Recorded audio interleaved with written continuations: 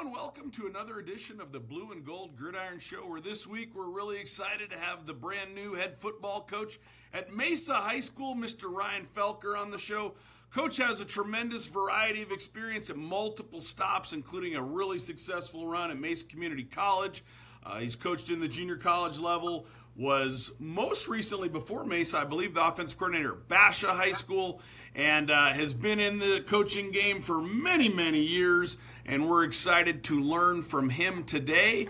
And definitely, I remember as a younger coach going to some of the clinics he put on when he was the head football coach at MCC, and always got a ton out of it. Really knowledgeable guy, so we're very fortunate to have him on and excited to talk to him. But before we get into it, I want to take just a moment to remind everybody the Blue and Gold Gridiron Show is brought to you by School Funder. School Funder, the only online fundraising company in America that lets you keep all of the money your team raises. Coaches all across the country would never, ever give away 20% of their wins, but they routinely give away 20% of their proceeds in fundraising when they don't have to. Contact the good people at School Funder at schoolfundr.org. Let them know the Blue and Gold Gridiron Show sent you, as it'll help the show.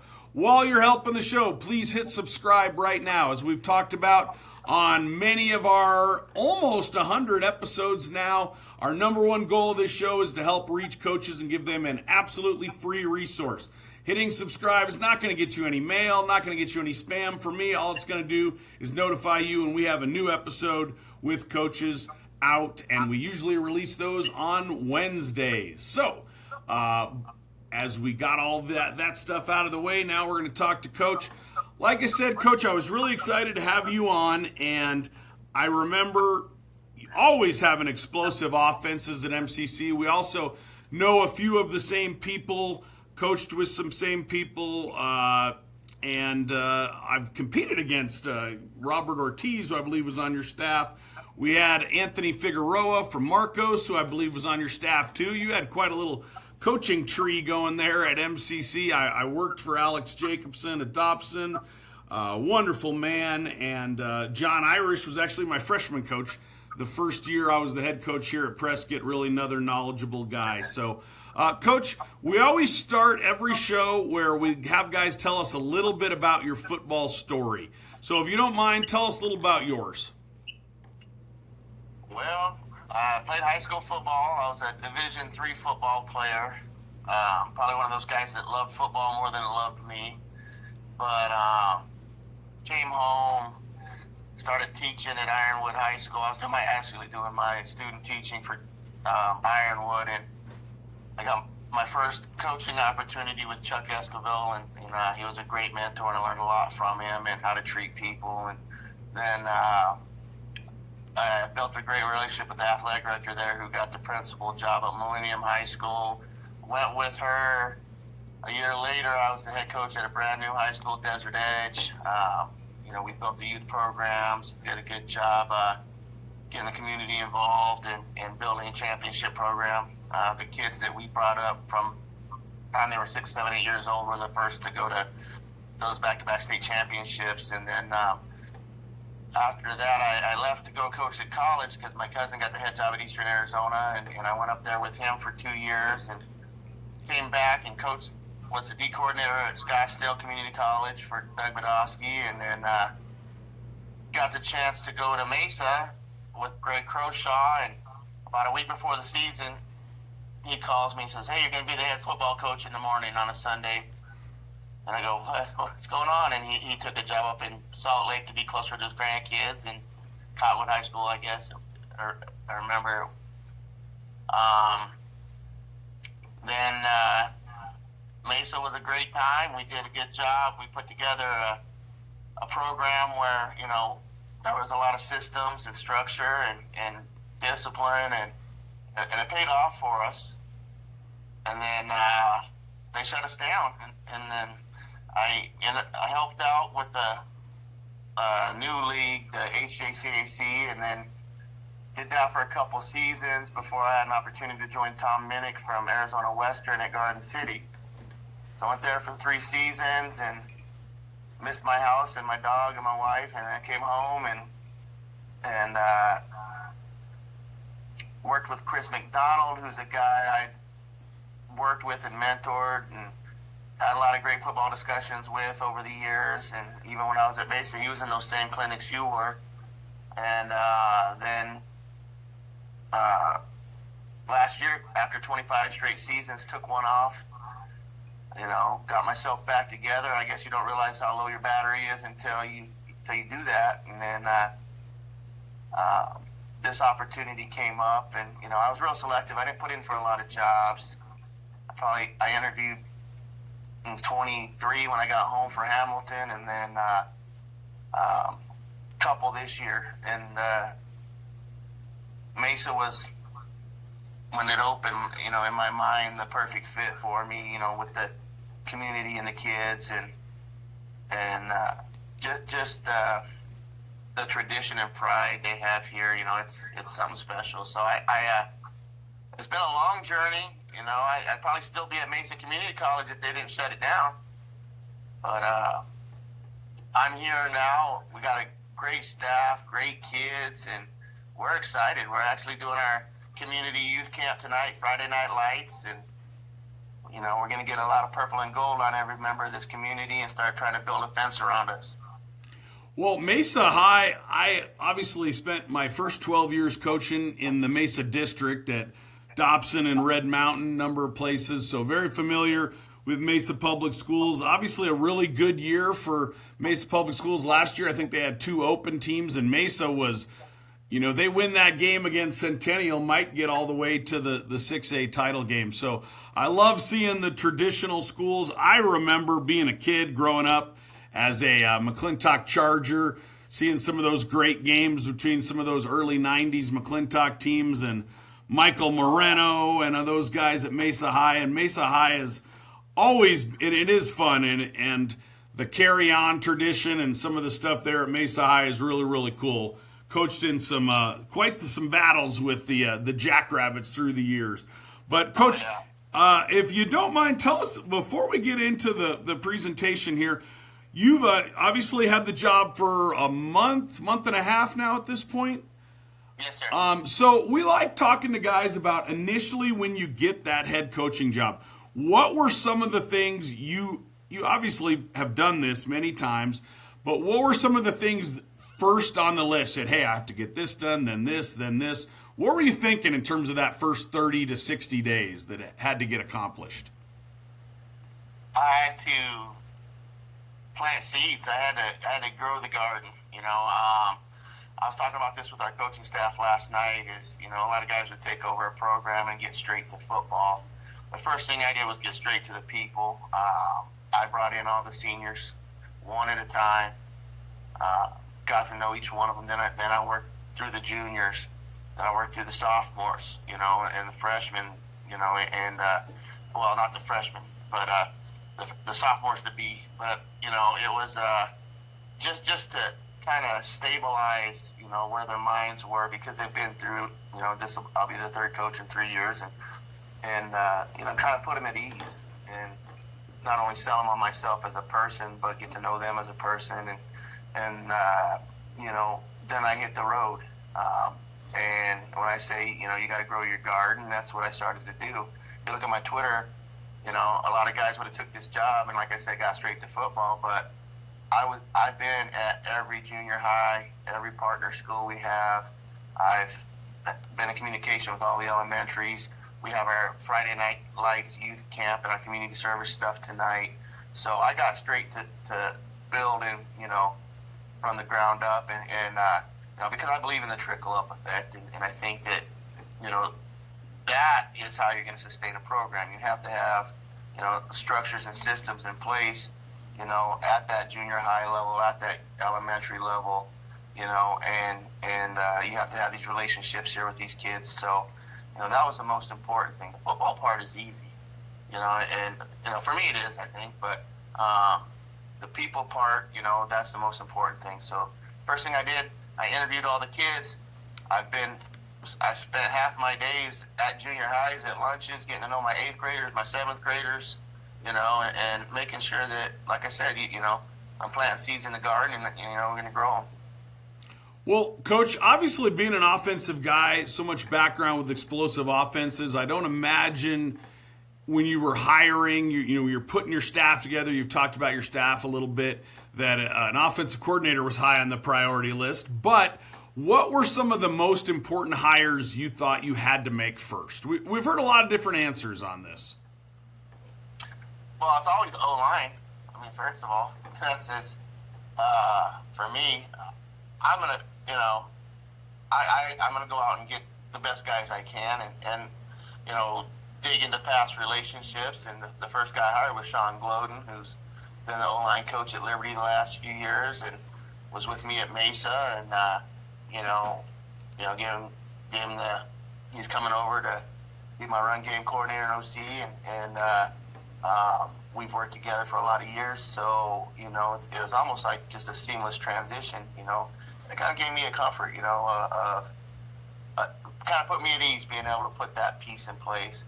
And then I went out and got a young quarterback guy who really wants to learn this offense, and he was a head coach already. At our day prep here locally, Mike Marino, and it's not the Mike Marino from Mesa, but it is a Mike Marino who's pretty darn good himself. Ariti Prep, I believe. Yeah, I think they came to camp up here a few years back, if I'm not mistaken.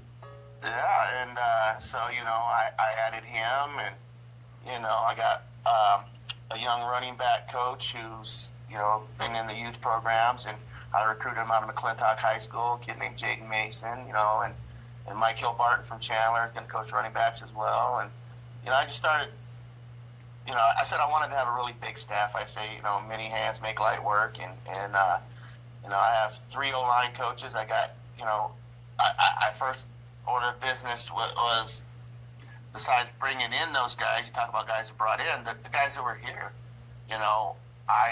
Cam Stevenson, is my DC. I got him, he was the first guy, when I put in for the job, he was the first guy I thought about, I got to keep this guy around, because you can't replace guys like that. And I don't care where you go, you talked about all the guys that we might have coached together with, coached for, all this, football's a small circle. And it's full of guys who are giving their time and whose families are lending them to the kids. So, I was able to, take the good that was left here too, which was a lot of good. I mean, I can't even say there was any bad. This is not a rebuild. This is, this is a program that just needs stabilization. But came in and a strength and conditioning coach and also an O-line coach who will work real close with Loden and on varsity in John Strock, and those guys have been huge to retain and help me figure out the lay of the land and move forward. But there's a lot of, I could name them all, and either they played for me, they've coached with me before, or they got a reputation of being a high-end coach. And we're sitting at about 28 guys, and I feel bad for leaving guys out, but there's a lot of them, and we've thrown the egos away. I got 3 O-line coaches on varsity, 3 linebacker coaches, 2 DB coaches, 2 D-line coaches. It just, and we're out there having fun. And you can do that and still focus on family, when a guy has to do something with one of his kids or work late or whatever. You got 3 guys. You don't miss a beat. You can keep the standard and the attention to detail. And, so the key is having a big staff, But getting on the same page, alignment's huge. Coach, everybody I've talked to that worked for you always has high praise for you, and a lot of those guys have gone on to be head coaches and had success there. So what's kind of been your key to developing your staff in terms of them? Obviously, you've had guys that wanted to become head coaches and do different things, and you've definitely helped them be able to achieve that. What would you say is some of the keys to that? Yeah, just giving them the tools to succeed, empowering them, and trusting them and allowing them to coach within, the framework of the systems that you put in place. So, it's young guys that they're energetic, magnetic motivators that want to succeed. They just don't know what they don't know. And for the most part, that's not football. They all know football.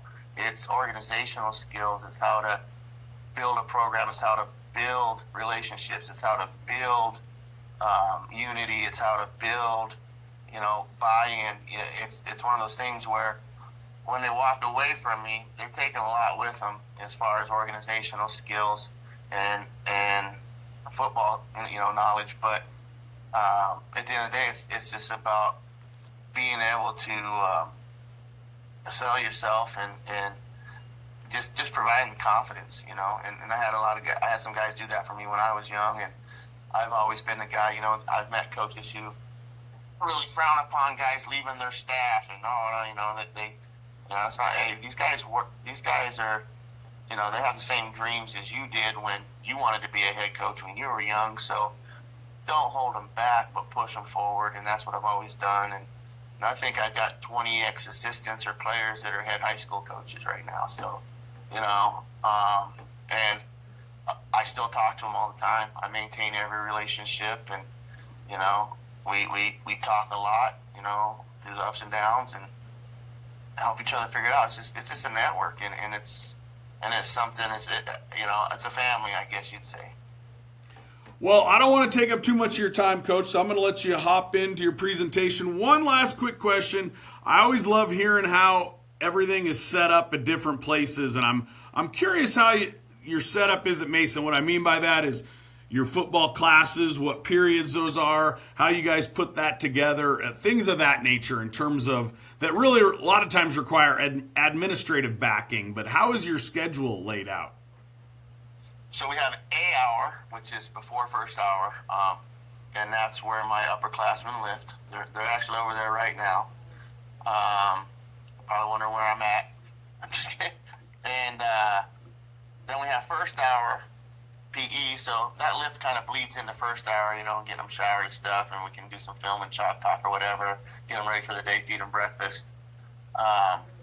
Then fourth hour I have freshmen football, so we do next year. I'm probably going to change it, bring the freshmen in first period, and then fourth hour have the upperclassmen. That's what Coach Mack did at Basha, and it worked out real well because there's a longer period between fourth hour and lunch, a lot longer break, as far as passing period goes, and then you can bleed into lunch if you need to, and you're not interrupting anybody else's classes or the academic day or any stressing the kids out because they have time to get everything done comfortably.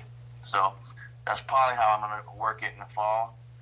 Administration's been great and supportive, and taking in the ideas I have and really worked with me on getting things set up the way we need to do it. Well, Coach, like I said, I wanted to hear about your drop back. You guys always had explosive offenses, so it looks like you're going to talk a little shallow with us today, so take it away. All right, so here's the first thing you got to teach the kids is hunt and hunt's a dig route, first of all, and a lot of guys call it dig. We call it hunting for grass, but hunt and shallow runners never stop. So every receiver that's ever caught a ball his whole life, as soon as he catches it, what does coach say to him? Good catch. Get upfield. Yeah.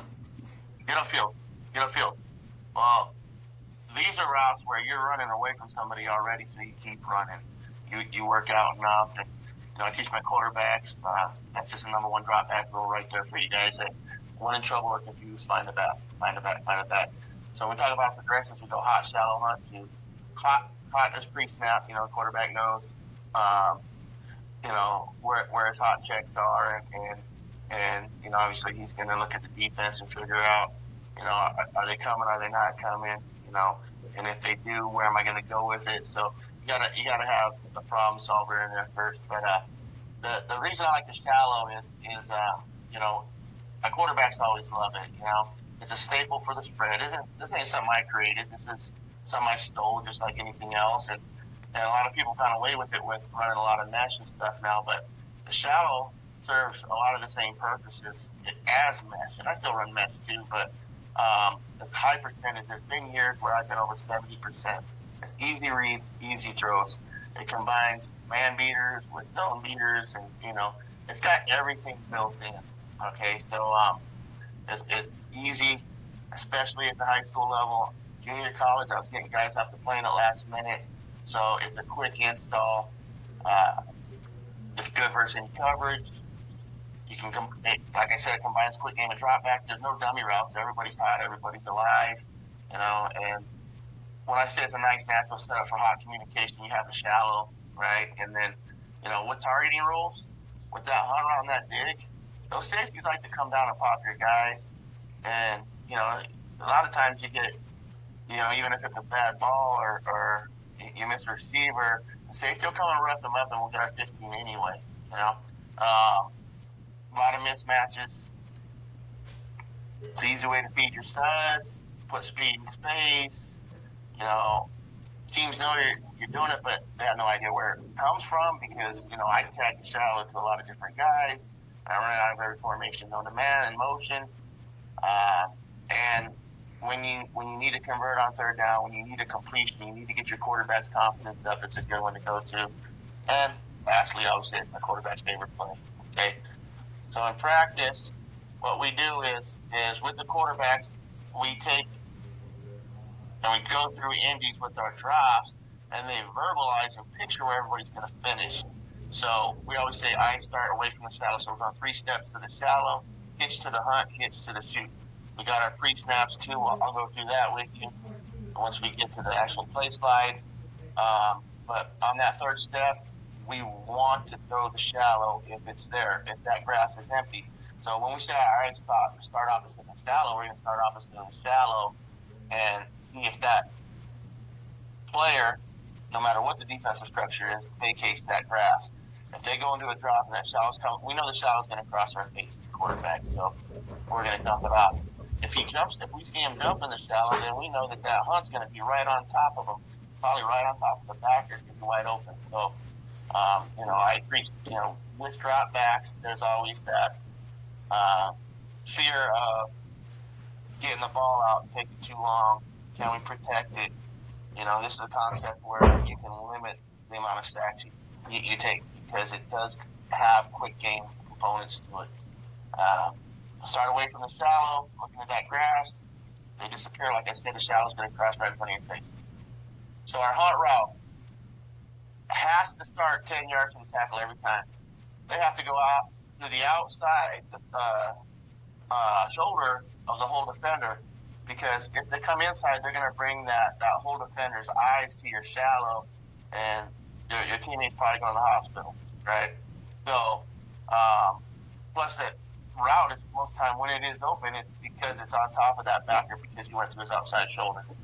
Now, the shoot route is a check release unless tag free. Because it is last in the progression for this concept, a lot of times I have them check, just to get that extra backside pressure, pick it up if we need to. And then their shoot is, a 3-yard route out of bounds, back the edge of the line, and, speed cut to the sideline. Then you have, an MOR outside, also protecting the shallow.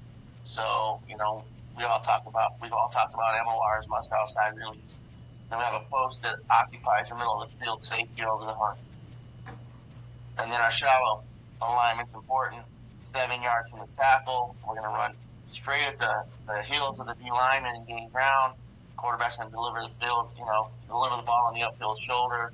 And then, that way the receiver doesn't have to slow down because we are, like I said, these are 2 routes where you keep running. So hunt and shallow runners never stop. That's huge. Okay, and then we got our hot throws. All right, so here's the basic look at it. I'm a quarterback. I come out.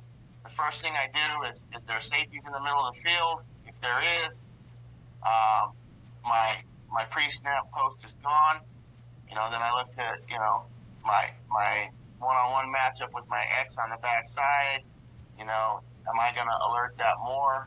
And I usually save that until I alert it. I don't let the quarterbacks make that decision. But I will tell them if there's no safety in the middle of the field, that the post is alive, they can take that. And then, there's your progressions. So the quarterback's going to take the ball here. He'll take a 3-step drop. His eyes should go to the left. And he's looking in this grass here. And whatever defender's in this grass, if he starts to come up, then he knows his H is going to be open right on top of it. Okay? So he has everything right in his line of sight. And then, so he'll take 3 steps and know that shallow's coming and dump it. If that guy vacates that area, if the guy doesn't vacate the area and he jumps the shallow, and we know the hunt route should be open right on top of it. Unless they're driving a safety down. And then if they start driving a safety down on my dig route, I'll flip the Z over here and run a post over the top of that too. So, they can't be right. They'll never be right. And, everybody here's alive, and here's the responsibility. So we have a 90s protection. The MOR, we're going to attack the outside shoulder of the corner to protect the shallow. I tell them, even if they take you to the bathroom, go outside. All right? 2 yards shallow, run at the heels of the defensive line with a slight angle upfield. If they get to the opposite sideline, they should probably be 3 to 5 yards. Okay? And usually the catch happens from the center over, so we put them at 7 and we tell them to motor across the field because they're running away from trouble and never slow down. But, the huge part is the quarterback actually throwing them in stride as well. The post is, is a skinny, it's high. Our H, we're going to run that to about 12 yards, back downhill to 10, always work back to the quarterback so you're not running into the hands of the safeties. The tailback's going to check his protection and it's going to run a 3 shoot. He's going to settle up at the numbers and be ready to go. And then, quarterback, shallow hunt, shoot. So when we're doing our drop backs, even in any of these, quarterbacks are verbalizing it, shallow hunt, shoot, shallow hunt, shoot. Shallow hunt, shoot. They're hitching to it. Okay? So it's 3 steps. They take a 3-step drop, shallow, hitch, hunt, hitch, shoot. So that's kind of how that works. And then, like I said, I run it out of every formation known to man. Here I flip 2 outside receivers. Okay, here I'm going to run it out of motion. I'm going to go from trips to the 2x2 because I always run out of 2x2 unless I flip and put the post on top of the dig. Another example here. So pretty efficient. I've had years where I've been over 70% completion on this concept, and it's fun. Quarterbacks love it. Coach, So, your 90s, are you half man, half slide, or how are you guys protecting that? It depends on who we're playing. So our running back will always communicate to the O-line where he's at, and I call it the sombrero. So if it's a 42, for example, right, running back is this simple where he's on the right. He's going to say, as soon as he gets set, as soon as he gets the formation called in, he's going to get set and say, hey, Ringo, Ringo, Ringo. He's going to tell the O-line where he's at. So they know that they got the 4 in front of them plus the 1 to the left. And he's responsible for the 1 to the right.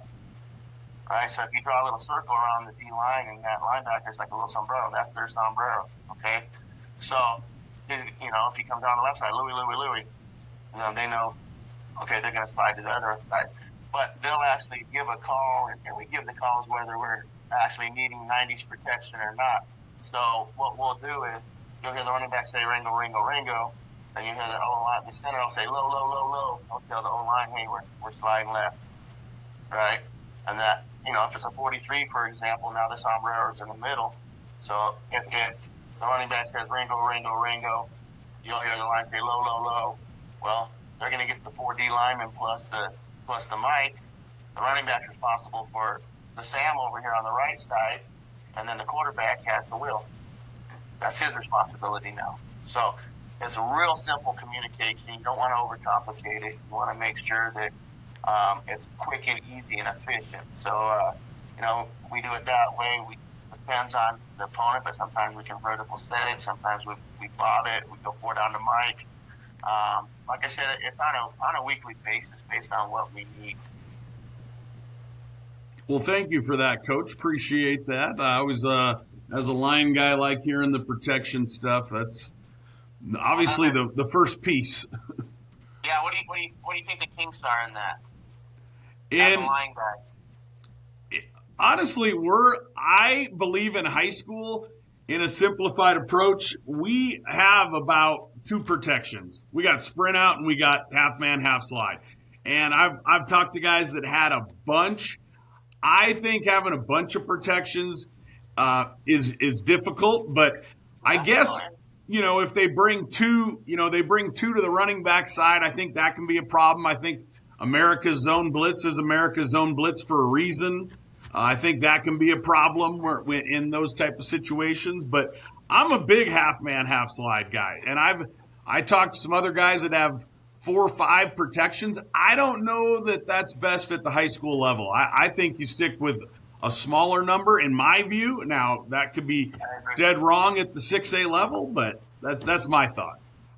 Yeah, it gets a little trickier the higher you go. But, it's something that's why I said, that first hire on the offensive side of the ball was O-line coach, because without that, you can look like a bum real quick, and they're good at making chicken salad, right? So, well, you'll hear guys say O-line and DBs are the areas that can get exposed most quickly. Yeah. Oh, yeah. I agree with you on that. The DBs, just because they're out there on the island. Exactly. And they got to perform one-on-one. But everyone else kind of gets covered up a little bit. You can be not so perfect, but the O-line, if you start getting pushed, I mean, you've seen that national championship, you've seen that game, where Indiana's D-line just dominated. It wasn't even fair to watch it. You're going, this O-line is just in trouble. So it's definitely the truth. But do you still have my screen? Is the film up? It says find out what's inside Mesa Public Schools right now. Okay. Let's see if we get this up for you. You got film now? Not yet, but I think we understand most of the shallow stuff. We don't get the film, but I want you to get the film. Well, I'm gonna stop sharing. I'm gonna reshare. All right, sounds good. Yeah, the film makes it make sense. So, Coach, you talked about your youth camp you got going tonight. How many nights you guys have that going, and how do you go about putting together the youth camp? The elementary kids, and then we'll have an actually incoming camp in May for all our incoming high school kids. Gotcha. So, our junior high kids, but it's just good for our boys, because I think these little guys, I tell them they look up at you guys like you're superheroes to give back a little bit and go out and play around with them, and they get to be on the big field under the lights and have fun and do some be a running back for a night, be a quarterback for a night. Well, they may never get to play this game, whether it's a special needs kid or a little girl that is not going to play football or tackle football, but sits around watching the Bears with her dad every weekend. Yeah. So just gives them kind of an experience, and we give them really cool T-shirts, and we get a lot more purple and gold in the community, and that's how you start building a brand. Well, so, you talked about it a little bit, Coach, but I think about some of the guys that I think probably boundary-wise would have been Mesa Jackrabbits through the last 10, 15, 20 years that ended up at other places. If you can keep that alone, the Jackrabbits are going to be strong for years to come, and obviously you know that. Well, do you know this is the only school, I heard yesterday from somebody, I forget what I was talking to, but this is the only school in the state that hasn't had any enrollment decrease over all these years. That's pretty incredible. Yeah. Because of this community, and I don't think it's going to be a problem for us. And, winning takes care of a lot of things. If we go out and do what we're supposed to do, our defense looks really good, and, Coach Camp Stevenson is doing a good job with those guys out there. They're going to be aggressive, and we're going to get after people. And, if we go out and win this year, I can put it together offensively to match what they're bringing over there, which I think yesterday we had a really good offensive practice. I felt good about what we were doing, and we got some key pieces and some great seniors. And if we go out and win, that'll take care of a lot of those problems of kids not staying home. Plus seeing the head coach on campus at lunchtime at the junior highs, doing youth camps, making sure that they know, hey, this is an environment that they want to be in. So, and then the winning just puts the cherry on the top and seals the deal. Well, and like you said, Coach, you have a history of staying at a place and building a program long term, so I think that'll only help as well. Yeah, well, and it's hard, it's hard to do that when you come into a place, like I said, being the third coach in 3 years. There's nothing you can say to these kids to make them trust you. You just have to show them. Yep. So, and I think we've done a good job of that so far. Can you see it? Can you see the film now? I see 91 shallow, and it's circling. Yeah. All right, you got the play? Not just yet. It could be a little delay here. It looked like you clicked it, and then there was a blue circle. All right, I started it. You ready to go? I don't see it on my end yet, but it could be a delay. I'm not sure. Yeah, this is the technical difficulties. Artificial intelligence, right? It happens sometimes. What are you going to do? Almost intelligence, what I say. That's just so screen. Here we go again. I'll share this window. All right. Let's see. You got the play now? Still got all the clips, and still looks like you got a blue check mark on 91Y shallow. Yeah, I do. It is. The problem is it doesn't let you do the full screen share. I think it wants you to buy the upgraded package. Well, I mean, again, Coach, you walked us through tons of details on it, and I know nowadays, well, I'm sure in the summer I watch a lot of 6A film because obviously during the season I don't see hardly any of the 6A stuff, so I always enjoy watching those games because there's so many games streamed now that you can check out. So I know next year I'll be watching a ton of what you guys do this year for Mesa High, but we really, really appreciate your time. And looking forward to seeing your progress with the Jackrabbits. Like I've talked about before, being my daughters are fifth generation Arizonans, and I'm a fourth generation Arizonan. So I always like seeing what I remember as the traditional powerhouses being successful. McClintock, I think, is on the rebound, which is cool. I love seeing Mesa High do well. I think Coach Brown at Gilbert High is doing a good job. I love seeing those Mountain View, obviously, making a big comeback. I think Coach Litton's an excellent coach. That'll be, I would imagine, a big priority. That rivalry has been special for a long time, and it should be quite the slugfest this year, I would think. We're going to do what we can. Yeah.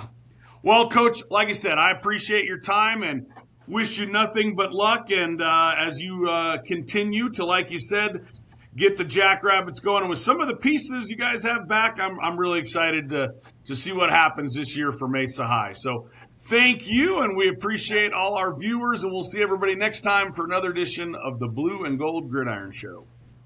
I appreciate you. I'll talk to you soon. Let me know if you need anything.